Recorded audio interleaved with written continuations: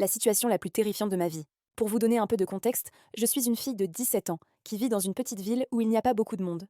Au moment où cette histoire s'est passée, je travaillais dans un Burger King local depuis environ 2 mois. Je n'avais pas de voiture ni aucun moyen d'être raccompagnée, mais c'est à une dizaine de minutes à pied, donc ça m'allait, et comme la communauté est assez soudée, mon père ne trouvait pas ça dangereux.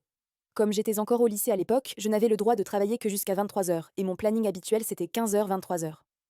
Un soir, je suis prévue sur un 15 h 23 heures, shift nul, client relou, la routine.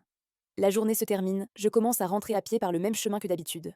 À peu près à la moitié du trajet, je remarque un gars qui marche dans la rue en sens inverse.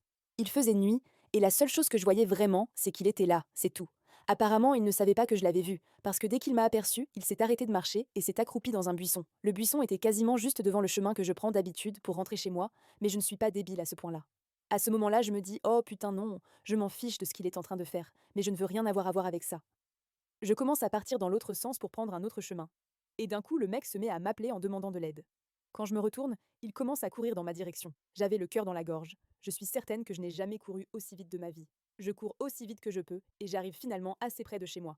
Je déverrouille la porte et je la claque derrière moi aussi vite que possible. J'étais vraiment secouée par la situation, mais je n'avais aucune idée de ce qu'il essayait vraiment de faire. Donc j'ai un peu mis ça de côté et j'ai juste décidé que je porterais du spray au poivre à l'avenir.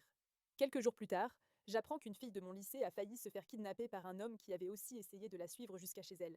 À partir de ce jour-là, je ne suis plus jamais rentrée à pied. Pour tous ceux qui pensent, Mon, que ça ne vous arrivera pas, vous avez tort. Soyez toujours prudents là, parce que ça pourrait vraiment vous arriver.